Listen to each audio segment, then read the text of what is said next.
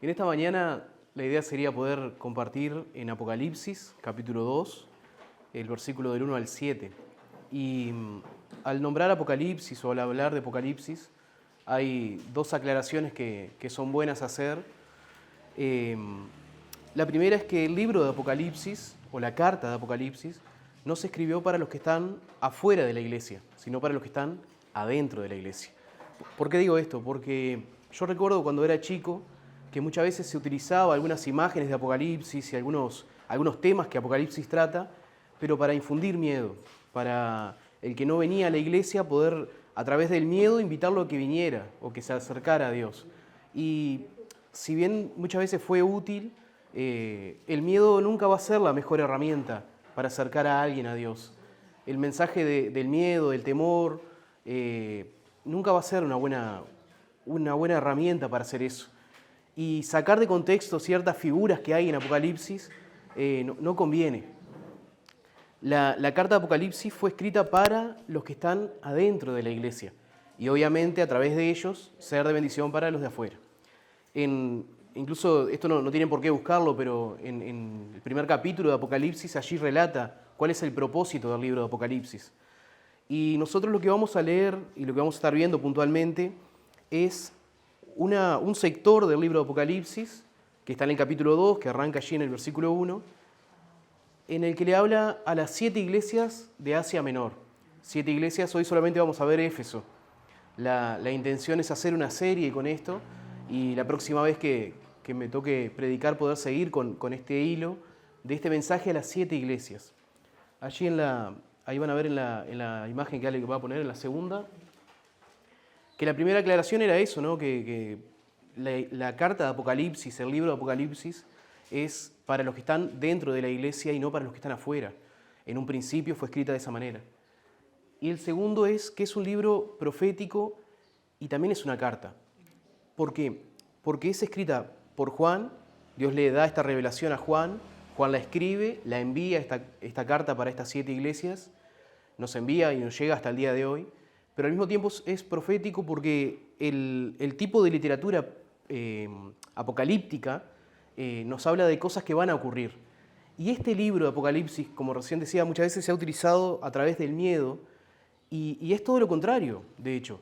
Acá lo que se nos dice en todo el libro de Apocalipsis, hay pasajes que son más fáciles de interpretar, otros que no, otros que llevan más estudio, pero durante todo Apocalipsis vemos cómo Jesús vence al final, cómo la iglesia de Cristo puede encontrarse, cómo podemos encontrarnos con el Creador al final. Es como el spoiler de una película. Cuando te cuentan el final de una película y vos no viste aún esa película, bueno, eso es Apocalipsis.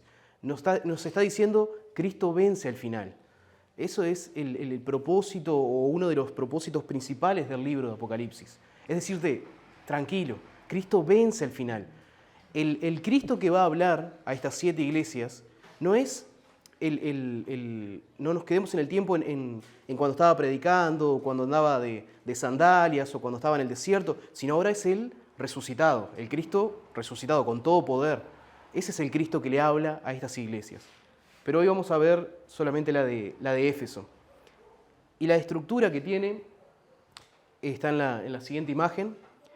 Siempre arranca este tipo de sectores de carta, arranca así. Primero, ¿para quién le envía la carta? Segundo, ¿de parte de quién? Sabemos que es Jesús, pero se va a presentar de formas diferentes de acuerdo a cada iglesia. El tercero es el reconocimiento muchas veces de las cosas que esta iglesia ha estado haciendo bien. La cuarta es la confrontación, que hay una frase que es muy famosa y casi que se repite en las 7 iglesias, pero tengo contra ti tal cosa. Y lo último es la recompensa a los que llegan al final. Vamos al capítulo 2, el primer versículo allí. Dice, escribe el ángel de la iglesia de Éfeso, escribe al ángel, de la iglesia en Éfeso, el que tiene las 7 estrellas en su diestra, el que anda en medio de los 7 candeleros de oro, dice esto. Lo primero que nos muestra este versículo es la cercanía de Dios. Es la cercanía de Dios con su iglesia. Hace poquitos días, creo que fue el lunes pasado, si no me equivoco, nosotros dimos a conocer en el grupo de acá de Adulam la noticia de que estamos esperando un bebé, que en cuestión de meses vamos a tener la alegría de que se concrete un sueño muy, muy lindo. Y nosotros tenemos una aplicación en el celular donde uno puede ir poniendo información de las ecografías, del embarazo, de cuántas semanas y eso, y te va dando datos y consejos esta aplicación del celular. Y uno de los sectores que tiene es que te dice más o menos, de acuerdo a las semanas que tiene, a qué fruta se puede parecer. Esta imagen la tomé ya hace 2 semanas atrás, la imagen que ven allí de una frutilla en la palma de una mano, en la palma de mi mano, se puede ver por el gruesor, ¿no?, de los dedos. ¿Qué tiene que ver esto con Éfeso? Acá dice, escribe al ángel de la iglesia en Éfeso. La palabra ángel acá se está refiriendo al pastor o al encargado de ese lugar. ¿Quién está escribiendo esta carta? ¿Quién va a decir lo que va a decir a continuación? El que tiene las 7 estrellas en su diestra, el que anda en medio de los 7 candeleros de oro. Cuando habla de las estrellas en su diestra, está hablando de las personas que están en esa iglesia, de las 7 iglesias, de los 7 ministros que están en ese lugar. En el capítulo 1, el versículo 20 dice esto: el misterio de las 7 estrellas que has visto en mi diestra y de los 7 candeleros de oro, las 7 estrellas son los ángeles de las 7 iglesias y los 7 candeleros que has visto son las 7 iglesias. Cuando habla como les decía recién, hay 2 traducciones. Cuando habla el ángel de esa iglesia, puede referirse al pastor de ese lugar o al encargado o al ministro de ese lugar, y también, ¿por qué no?, de forma sobrenatural a un ángel que estaba cuidando puntualmente de ese lugar. Esas son las 2 opciones que tenemos. Pero lo que voy es que cuando él dice que en su diestra, en su derecha, tiene a esas personas, es como esa fruta pequeña en la mano de Dios. Entonces, imaginemos a la gente de Éfeso, imaginemos al pastor de ese lugar, imaginemos esa iglesia en la mano de Dios. La cercanía que Dios tiene con esa iglesia. Esta no es una carta del esposo a la esposa, ¿sí?, a su iglesia, de un esposo que está de viaje o que está muy lejos, sino es de alguien cercano. Anda a tocar esa frutilla o anda a tocar esa iglesia en la mano de Dios. Anda a querer robarle de la mano de Dios esa fruta. No creo que eso sea posible. Dios acá le está diciendo, yo estoy cercano, yo estoy de manera muy cercana a ustedes. Escribe el ángel, el que tiene las 7 estrellas en su diestra, el que anda en medio de los 7 candeleros de oro. La referencia a candeleros está hablando de la iglesia, el que anda en medio de la iglesia. Otra referencia a que Él está cercano. Él no está alejado enviando una carta, sino que está cerca, caminando en medio de su iglesia, estando atento a lo que está ocurriendo. La iglesia de Éfeso estaba pasando por dificultades, estaba pasando por diferentes situaciones, estaba siendo perseguida de forma social, de forma política, estaba pasando por dificultades. Pero acá esta carta lo que trata de infundir es aliento. Dios está en control. A pesar de lo que está pasando, Dios está en control. Yo estoy cercano, lo que le está diciendo. Versículo número 2. Yo conozco tus obras y tu arduo trabajo y paciencia, y que no puedes soportar a los malos, y has probado a los que dicen ser apóstoles y no lo son, y los has hallado mentirosos. Y has sufrido y has tenido paciencia, y has trabajado arduamente por amor a mi nombre, y no has desmayado. Cuando una persona está cercana a otra, puede resaltar las cosas que está haciendo bien. Puede ver en esa persona, en ese hermano, en esa hermana o en esa pareja, virtudes que otras personas no pueden ver. Porque estamos cercanos, estamos trabajando juntos, o estamos viviendo juntos, o estamos teniendo un ministerio juntos. Entonces empezás a ver ciertas maravillas que Dios hace a través de esa persona que otras personas no pueden ver por tu cercanía. Hay defectos que se ven de lejos, pero lo que son virtudes tenés que estar cerca. Muchas veces tenés que estar cerca. Hay gente que tiene mucha facilidad manual, por ejemplo, para hacer a la hora de hacer un evento, para decorar, para recortar, cosas, por ejemplo, que yo no tengo. Y me encanta reconocer a esa persona porque tiene esa facultad para diseñarte, para hacer, pero para poder ver su trabajo, tengo que estar cerca de esa persona y ver lo que está haciendo.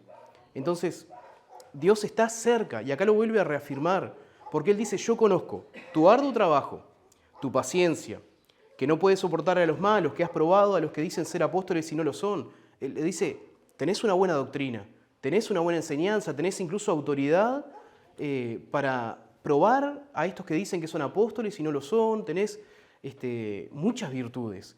Has sufrido y has tenido paciencia, por lo que le decía un poco recién, ¿no? Toda esta persecución que la iglesia de Éfeso estaba pasando, Dios le dice, yo sé lo que estás pasando, yo sé lo que estás viviendo, te reconozco que has tenido paciencia y eso lo exalto.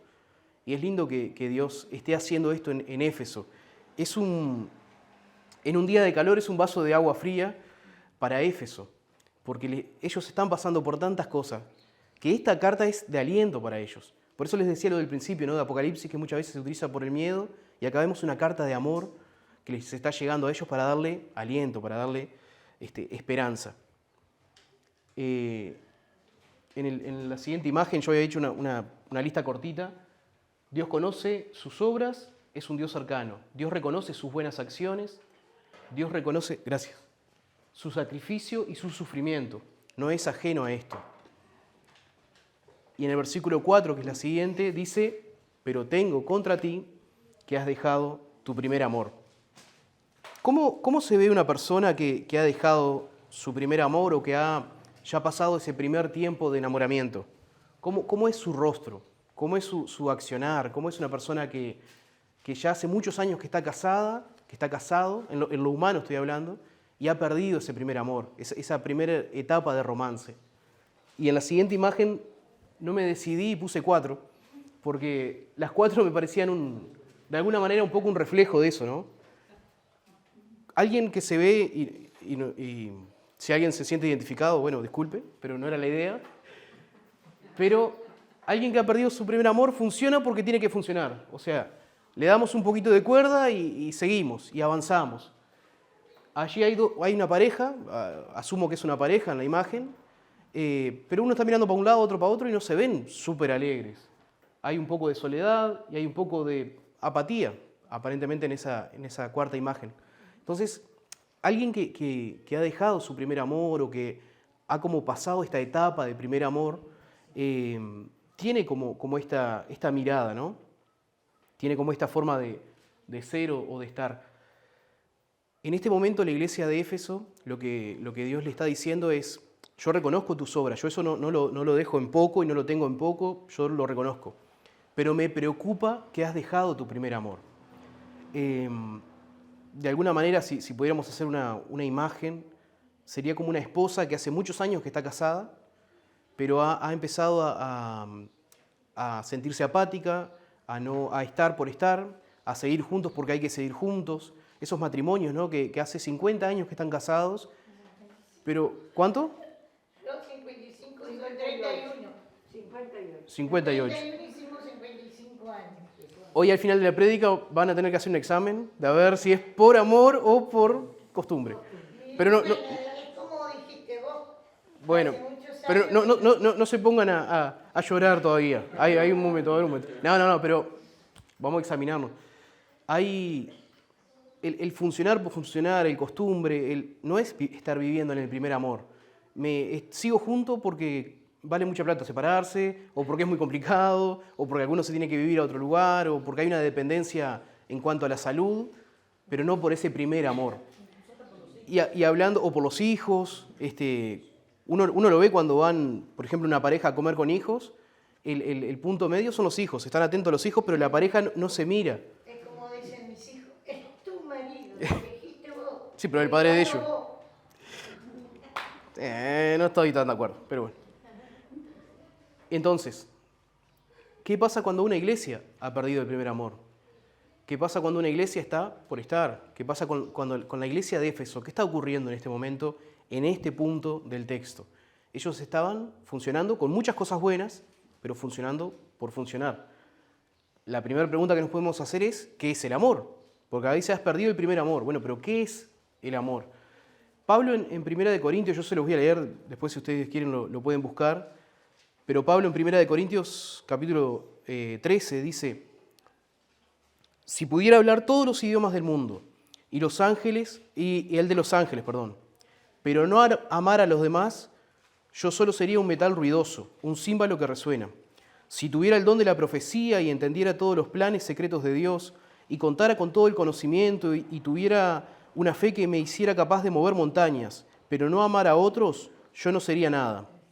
Si diera todo lo que tengo a los pobres y hasta sacrificara mi cuerpo, podría jactarme de eso, pero si no amara a los demás, no habría logrado nada. El amor es paciente y bondadoso, el amor no es celoso ni fanfarrón, ni orgulloso, ni ofensivo, no exige que las cosas se hagan a su manera, no se irrita ni lleva un registro de las ofensas recibidas, no se alegra de la injusticia, sino que se alegra cuando la verdad triunfa. El amor nunca se da por vencido, jamás pierde la fe, siempre tiene esperanza y se mantiene firme en todas las circunstancias. Versículo 8, la profecía, el hablar idiomas desconocidos y el conocimiento especial se volverán inútiles, pero el amor dura para siempre. Ahora nuestro conocimiento es parcial e incompleto, y aún el don profético revela solo una parte de todo el panorama. Sin embargo, cuando llegue el tiempo de la perfección, estas cosas parciales se volverán inútiles. Ahora, en el siguiente cuadro, yo puse 3 cosas que entiendo que el amor te da. En un primer punto, el amor te da sentido, le da sentido a lo que uno hace. Hace un rato había comenzado hablando con eso porque creo que siempre está esa lucha, ¿no? entre el miedo y el amor. El miedo no le da sentido, el miedo te paraliza, pero el amor te da sentido, le da sentido a lo que estás haciendo. Uno se pone a ver, ¿por qué hago lo que hago? Bueno, yo lo estoy haciendo por amor a... Esta iglesia, Éfeso, estaba hablando con una sana doctrina, estaba utilizando sus dones, sus talentos, pero acá Dios le está llamando la atención. Le dice, pero espera, has perdido tu primer amor, has perdido un poco el sentido del por qué haces esto. Acá recién veíamos en 1 Corintios 13 que dice que el hablar muchos idiomas, que el poder tener el don de la profecía, que todo, absolutamente todo eso, si no es a través del amor, si no es con amor, no sirve. No sirve muchos dones, muchos talentos, muchas cosas, sin tener esa conexión principal con el amor. Dice, el amor es paciente, es bondadoso, el amor no es celoso, ni fanfarrón, ni orgulloso, ni ofensivo. Estas características, muchas veces podemos sentirnos identificados con ella o no. Entonces esto nos sirve como para decir, bueno, ¿cómo está siendo el amor que estoy teniendo? ¿Cómo está siendo el amor que hay en mí? Y un fruto de esto, un fruto de saber o no si la iglesia de Éfeso estaba de alguna manera practicando el primer amor, era el servicio a los demás. Vieron que acá dice, si pudiera hablar todos los idiomas y el de los ángeles, pero no amar a los demás, yo solo sería un metal ruidoso. Más adelante dice, y si tuvieran una fe que hiciera que las montañas se movieran, pero no amar a otros, yo no sería nada. Conecta directamente la definición de amor con el servicio, como un fruto directo del amor. Entonces, el primer punto, da sentido. El segundo da frutos. Cuando yo estoy viviendo en ese primer amor, hay frutos, se nota. No es que tengo que dar frutos para demostrar algo, sino que el hecho de estar en ese primer amor, el hecho de que esta iglesia volviera a ese primer amor, iba a dar frutos para con sus hermanos. Y el tercero da continuidad. Dice, el amor nunca se da por vencido, jamás pierde la fe, siempre tiene esperanza y se mantiene firme en toda circunstancia. Nosotros,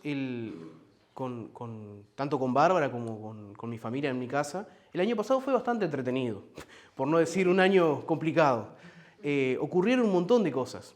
Y la pérdida del embarazo, la situación del cáncer de mi madre, que esta semana también tuvimos esa noticia preciosa de que fue dada de alta, un montón de circunstancias económicas, un montón de cosas. Fue un año entretenido, un año para no olvidar. Pero durante todo ese año, a pesar de todas estas circunstancias que estaban pasando, también vimos la mano de Dios trabajando en nuestra vida, en la vida de nuestra familia y en la vida de nuestro hogar y aún de nuestro matrimonio. Y muchas veces esa mano de Dios la vimos a través de los hermanos de Adulam, puntualmente de Adulam. Hace poquito yo estaba hablando con Leticia y ella nos contaba, ahora que ya había pasado esto y ahora que teníamos esta nueva noticia, nos contaba algo que ellos habían estado, que Leticia había estado orando con su esposo, cuando recién ocurrió la pérdida del embarazo. Que ellos, dice que oraban y conversaban con Alex y decían, bueno, vamos a orar por Gabriel, por Bárbara, y la decisión que ellos tomen vamos a respetarla, porque no sabemos qué puede pasar con esta gran noticia, esta triste noticia que les ocurrió. Mucha gente puede decir, bueno, no voy más a la iglesia, dejo de creer en Dios, o Dios nos cuidó, no porque nosotros seamos superpoderosos en mi vida o la vida de mi esposa, sino porque sabíamos que Dios tenía un plan para cada cosa. Dios tiene un plan que te lo puede revelar o no, pero Dios trabaja con las vidas de las personas. Dios trabaja en las peores circunstancias, Dios también está trabajando. Dios también continúa obrando y continúa hablando. Y el amor por Dios, el amor por su palabra, el amor por conocerlo a Él, ese primer amor, te hace continuar en el tiempo. Y muchas veces cuando uno está de bajón, Dios utiliza a los hermanos para levantarte, Dios utiliza las oraciones como en aquel momento de Alex y Leticia y un montón de gente que estuvo orando por nosotros y que se acercó y durante el año vimos a Dios hablarnos a través de los hermanos, lo cual estamos sumamente agradecidos con Adulán. Para no nombrar a una persona puntual, con Adulán. Pero el amor te da continuidad en el tiempo. Porque si vos lo haces por costumbre, en el tiempo se va desgranando. Si vos lo haces para que me vean, si yo levanto un ministerio para que me vean, o si yo predico para que me vean, eso en el tiempo se va cayendo solo. Si yo hago por otra intención, que no sea por amor, las cosas se van cayendo, se van como si le agarraran una polilla, ¿no? Deteriorando, exactamente. Ahora, da sentido, da frutos, da continuidad. Entonces, el primer amor, yo hice una definición cortita, podemos decir que es ese tiempo donde Éfeso buscaba a Dios con pasión, entendiendo lo que su Hijo Jesús hizo por ellos. Oraban fervientemente, buscaban oportunidades para reunirse a leer su palabra, conversaban de esto y se alejaban del pecado y de las malas acciones que los separaban de Dios.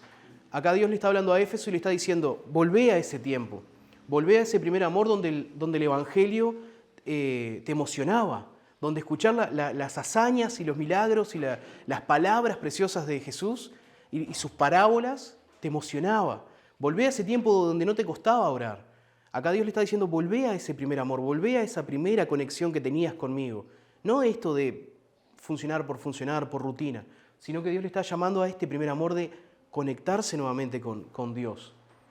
En el versículo 5, allí en Apocalipsis, capítulo 2, versículo 5, dice, y esto es tremendo porque creo que hay una de esas perlitas escondidas de su palabra, dice, recuerda por tanto de dónde has caído y arrepiéntete, y haz las primeras obras, pues si no vendré pronto a ti y quitaré tu candelero de su lugar si no te hubieras arrepentido. Fíjense que, y lo busqué en varias versiones por las dudas para no equivocarme en esto, pero dice, recuerda por tanto de dónde has caído y arrepiéntete y haz las primeras obras. Le dice, acordate de dónde te caíste, no en dónde te caíste. Hay una diferencia acá. De dónde caíste no es lo mismo que en dónde te caíste. Jesús está parado al lado de esta iglesia, ¿sí? Si lo pudiéramos graficar, si lo pudiéramos hacer en una imagen, y le está diciendo, mirá, acá estabas en tu primer amor. Fíjate en esta relación tan hermosa que teníamos. Mirá de dónde has caído, arrepiéntete y vuelve a ese lugar. Jesús no le está diciendo desde una plataforma, le está gritando allá abajo a la iglesia de Éfeso. Está con la iglesia de Éfeso. Cuando Daniel está en el pozo de los leones y Dios lo libera estando adentro del pozo de los leones, no tirándole pedradas o con palos desde allá arriba, desde la boca del pozo, sino estando ahí con él junto con los leones. Cuando Elías tiene un tiempo de depresión, tiene un tiempo de angustia, le dice, ¿qué haces aquí, Elías? ¿Qué haces en esta cueva? ¿Qué haces aquí? No le grita desde la puerta, Elías, ¿qué haces ahí adentro en la cueva? Le dice, Elías, ¿qué haces aquí? En este momento Jesús está al lado de Éfeso y le dice, mirá hacia la salida, mirá de dónde has caído. ¿Te acordás de esta manera en la que funcionabas, Éfeso? ¿Te acordás de esta manera en que teníamos esta relación de oración, de lectura de la palabra, de conexión conmigo? Entonces, vamos, yo estoy acá contigo, le está diciendo a Éfeso. Mirá de dónde has caído. De alguna manera le toma su cabeza y lo direcciona o le marca. Mirá, hacia allá, vamos a mirar hacia este punto. Mirá de dónde has caído y arrepiéntete. y a las primeras obras, que las primeras obras eran esto, un poco lo que les mencionaba, de la oración, de la lectura, del servicio hacia los hermanos, del salir a evangelizar, de poder procurar que la iglesia creciera en estudio o también en cuanto a personas, todo por amor a su nombre. Versículo 6 dice, pero tienes esto que aborreces, las obras de los nicolaitas, las cuales yo también aborrezco. No hay mucha información acerca de este grupo de personas, de los nicolaitas. Estuve buscando en internet y estuve buscando algunas referencias y no hay muchas. Se cree que es un grupo de personas que habían agarrado la palabra de Dios, habían agarrado la ley judía y la habían acomodado para donde ellos les servía. Habían sacado a Jesús de la palabra y la acomodaron para donde ellos, ¿no? Una especie de secta, una especie de falsa doctrina, ¿no? Entonces, para sus propios beneficios. Y estaban llevando mucha gente a ese lugar.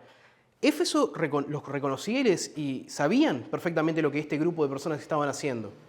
Acá le dice, pero tienes esto, que aborreces las obras de los nicolaitas, las cuales yo también aborrezco. Pero ¿por qué le hace esta referencia? ¿Por qué Jesús en esta carta para Éfeso le hace esta referencia? Le dice, le está otra vez diciendo una cosa buena, un aspecto bueno que Éfeso tiene, pero al mismo tiempo le está marcando un grupo de gente. Este grupo de gente sacó a Jesús de la Escritura. Este grupo de gente estaba malinterpretando las Escrituras y estaba modificándola. Yo lo que entiendo, y esto es una interpretación mía, no termines igual que ellos. Yo entiendo que acá le está diciendo, no termines como ellos. Tienes que aborreces a ellos. Bueno, pero volvé a tu primer amor, conectándolo con el versículo anterior. Volvé a tu primer amor, porque el desconectar a Jesús de las Escrituras, el sacar el primer amor, el desconectarse de la fuente, va a hacer que sea solamente una doctrina sin Jesús, sin el amor. Y es solamente palabras, es solamente quizás acciones, es solamente funcionar, pero sin el amor, sin el combustible principal. Aborreces a los nicolaitas, pero no termines igual que ellos. Estás yendo, se está de alguna manera pinchando una rueda y te está tirando el carro hacia ese lugar, el auto hacia ese lugar. Entonces, guarda, no te conviertas como en ese grupo de los nicolaitas. El versículo 7 dice, el que tiene oído, oiga lo que el Espíritu dice a las iglesias. Al que venciere, le daré de comer del árbol de la vida, el cual está en medio del paraíso de Dios. Nuevamente nos recalca, y este es el último versículo, que este libro es para ellos, pero también es para nosotros. Es para ellos y es para cada uno de los que lee y escucha esta palabra. Porque dice al que venciere. Nos está hablando, ¿vieron como Pablo? El que escribe es Juan, pero muchas veces Pablo utilizaba esta metáfora de que hay una carrera y que tenemos que correr esa carrera, y tenemos que tener los ojos puestos en la meta, y que al que venciere esa carrera o esa lucha. Muchas veces Pablo utiliza el ejemplo de gente que trabajaba, deportistas de los Juegos tipo olímpicos, así. Entonces, cuando utilizaba este ejemplo, hablando acerca de la vida cristiana, acá Juan toma un poco eso y Jesús habla de esa manera, diciendo el que venciera, el que llegara al final, se le dará de comer del árbol de la vida. Nos está hablando de una recompensa. El árbol de la vida aparece en Génesis, es lo que le daba sanidad y lo que hacía que Adán y Eva no tuvieran que pasar por enfermedades, ¿no? Era lo que le daba vida justamente al huerto del Edén. Cuando nosotros vemos en Apocalipsis, ya no se habla solamente de un huerto, sino que se habla de una iglesia, de la iglesia de Cristo, de la esposa de Cristo en todo su esplendor, y de un Cristo gobernando en todo su esplendor. Y el árbol de la vida en medio de esa iglesia y sus hojas para sanidad de las naciones. Lo describe así en Apocalipsis, lo podemos ver en todo el capítulo 20 y 21. Les está diciendo, el libro de Apocalipsis les está diciendo, la película termina bien, Jesús reina, Jesús gana, Jesús vence. A pesar de todo lo que van a ver, Él va a vencer, Él va a ganar. Quiero que ustedes ganen junto con Él. Anímense a ser los vencedores, los que lleguen al final. Y hay una recompensa. en las diferentes iglesias que vamos a ver, le habla acerca de una corona, acerca de esta corona de laureles que se le daba a los vencedores. Entonces le está diciendo, quiero que ustedes sean parte de esto. Al que venciere, el que tenga oído, oiga lo que el Espíritu dice a las iglesias. El que venciere, le daré de comer del árbol de la vida. Nos está prometiendo una eternidad junto con Él. Ahora, ¿cómo se aplica la carta de Éfeso en mi vida? La siguiente. Primero, entiendo que nos ayuda a entender que tenemos un Dios muy cercano, tanto en nuestros aciertos como en nuestras debilidades. Dios le reconocía a Éfeso los aciertos y le reconoció las debilidades, por amor, para que ellos pudieran corregir lo que tuvieran que corregir. La carta de Éfeso nos ayuda a entender que tenemos un Dios cercano. Cuando las cosas van bien, nosotros reconocemos y alabamos a un Dios cercano, pero cuando las cosas se complican, capaz que no lo decimos de palabras, no lo decimos de manera que se oiga, pero muchas veces por lo bajito decimos, Dios está muy atareado, porque no me está respondiendo las oraciones, está muy complicado, es principio de año y no arrancó lo que yo creía que iba a arrancar, o mis oraciones no están siendo cumplidas, o cuando llega fin de año y vemos que pasó un año y la oración no fue respondida, ¿no? Tenemos un Dios lejano, un Dios que no nos está escuchando. O nos echamos la culpa, o decimos, capaz que es por esto, por aquello, por lo otro. Tenemos un Dios cercano y eso es una verdad absoluta. No importa en la situación que estemos.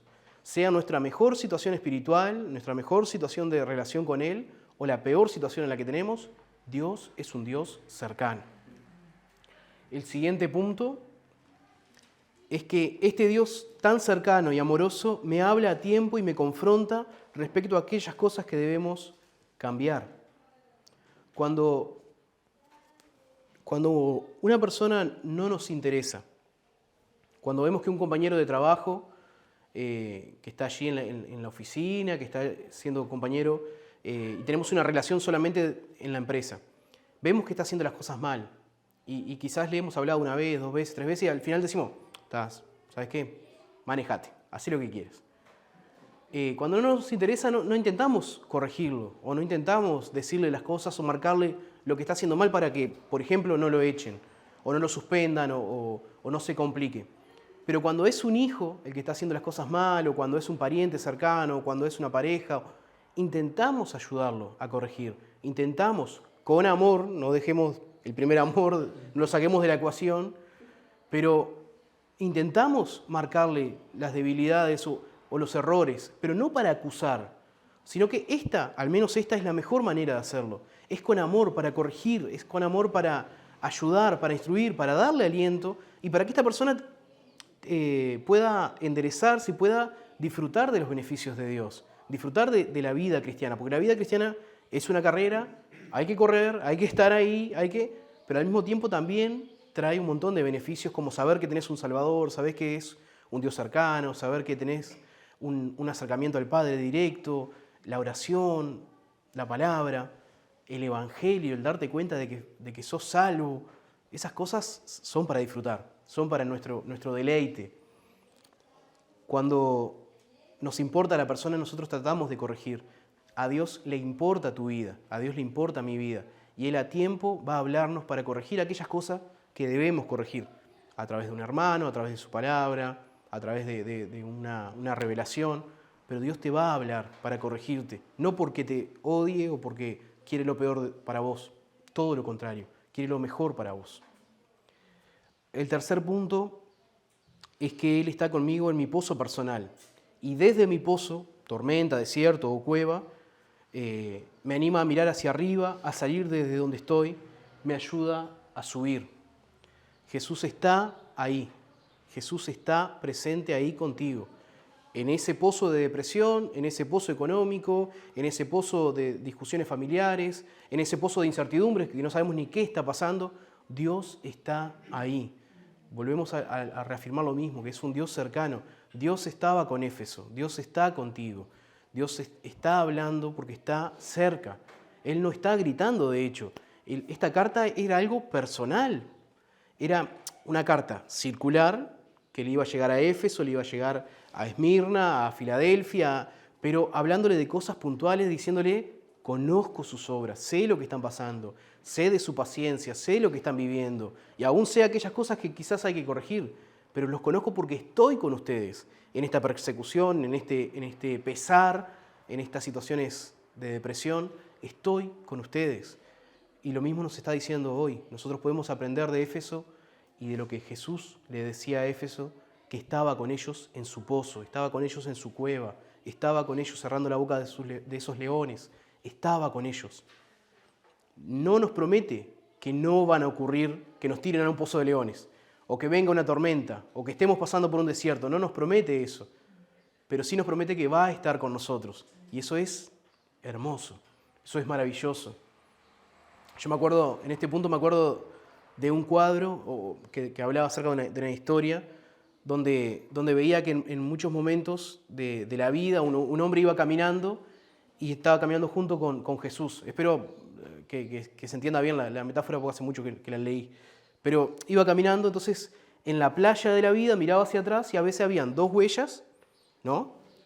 De dos personas, de Jesús y de esta persona, y a veces había una sola, y a veces dos y había una sola. Entonces este hombre le pregunta a Jesús, ¿por qué me dejaste solo? Y de hecho en los peores momentos. Y Jesús le responde, no te dejé solo. Te puse en mis brazos y yo caminaba contigo.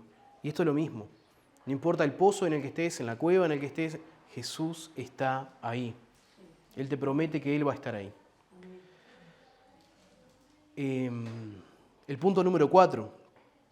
Me invita a tener una relación personal con Él. Una relación íntima. Me invita a volver al primer amor. ¿Por qué? Porque es la conexión, es el punto de conexión. Si ustedes ven de alguna manera lo que nos está ofreciendo Jesús y lo que nosotros muchas veces humanamente hacemos, es todo lo contrario. Jesús en su peor momento físico de sufrimiento, en el momento donde se cargó con todo el pecado, en el momento de la cruz, en el momento de su, vamos a decirlo así, su cueva personal o su pozo, nosotros no estuvimos con Él. El pueblo de Israel al que Él sanó, al que Él predicó, donde le habían dicho que el Mesías, era el que lo acusó y de hecho fue el que no lo acompañó en la cruz, no lo acompañó en su sacrificio, no estuvo ahí con Él. Y sin embargo Jesús dice, no guardo rencor, les prometo que yo sí voy a estar con ustedes. Pero nos invita a tener una relación íntima con Él, a no estar por estar, a no ser cristianos por ser cristianos. Porque un día nos invitaron a la iglesia y vinimos y estamos. Y hay una reunión y vamos. No, tener una relación personal conmigo. Es importante ir a la iglesia, es importante con los hermanos. Por eso decía hace un ratito que con mi esposa y mi familia estamos muy agradecidas con Adulán. Como cuerpo han sido de mucha bendición y mucho soporte para nuestras vidas. Pero también entendemos que lo primordial es la relación personal que nosotros tengamos con Cristo. Es la relación que vos y yo tengamos con Cristo. Eso es lo que nos va a salvar. Lo demás es lo que nos ayuda. Pero lo principal, el hilo principal, el cable conductor principal es la relación que vos y yo tengamos con Cristo. Ahora, y esto es también sumamente importante, ¿yo cómo puedo amar a Dios?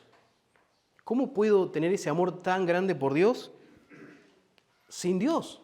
¿Cómo puedo dejar a Jesús fuera de la ecuación?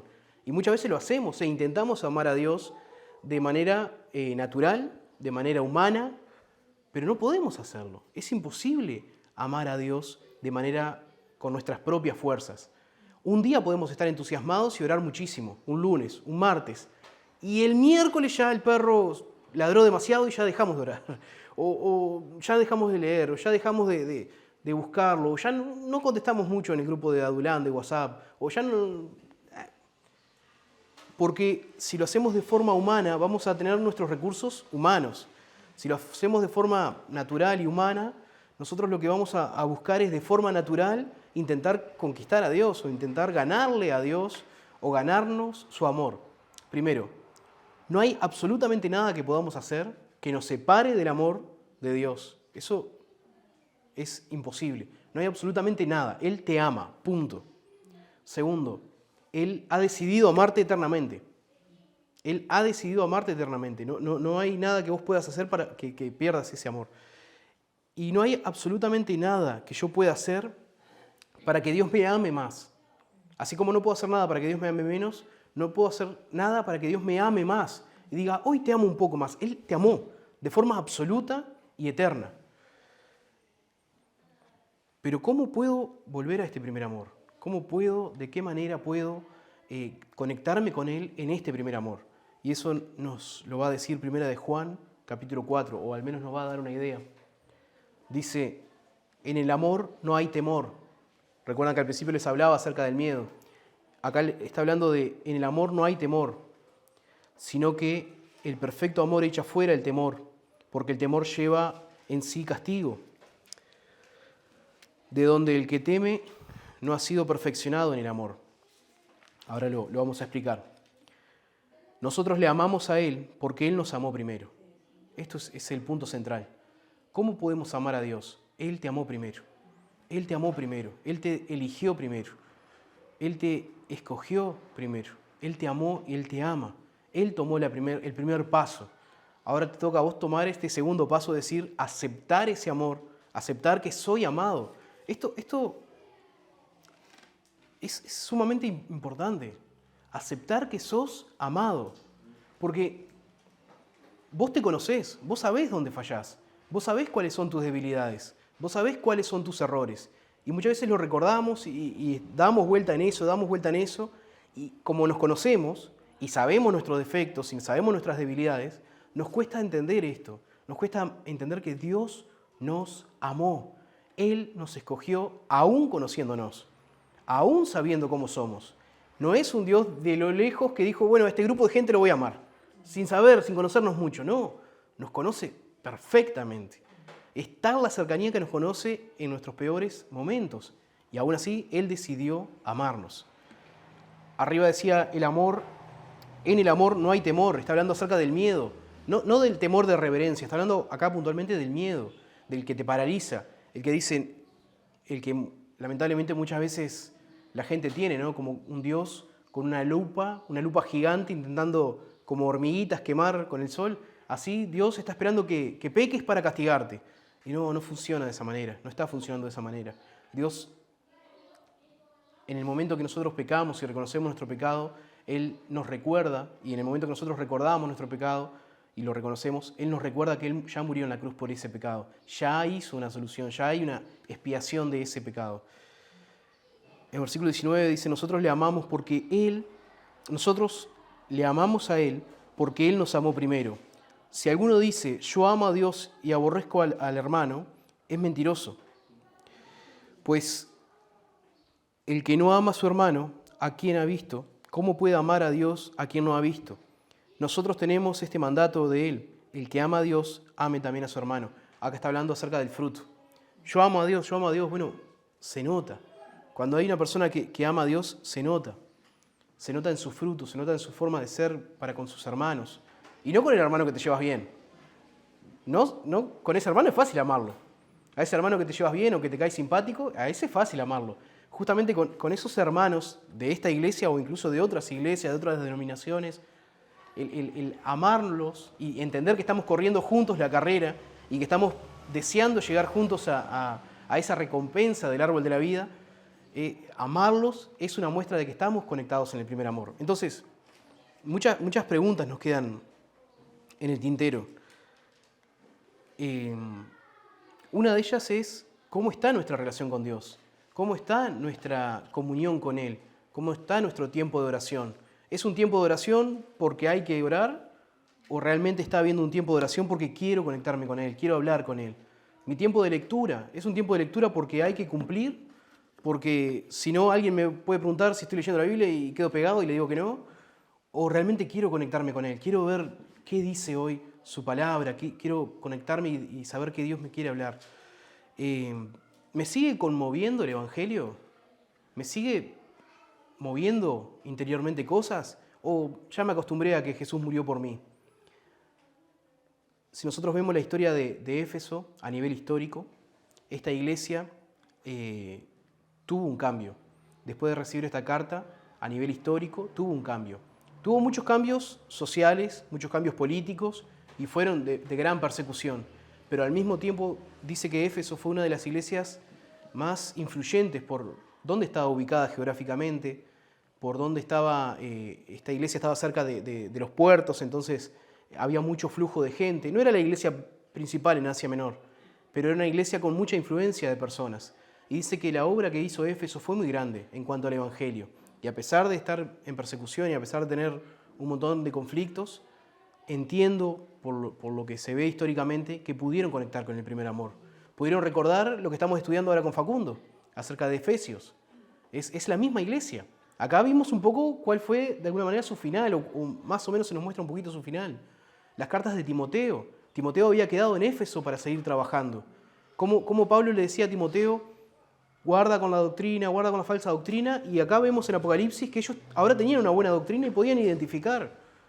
Pero el mensaje de Éfeso en Apocalipsis, de parte de Jesús para ellos, es: vuelvan al primer amor. Y ese es el mensaje que Dios nos deja hoy. Volvamos al primer amor, volvamos a armar el Evangelio, volvamos a amar y reconocer a Jesús como nuestro Salvador. Y no por miedo o no por temor, sino porque Él nos amó primero. Amén.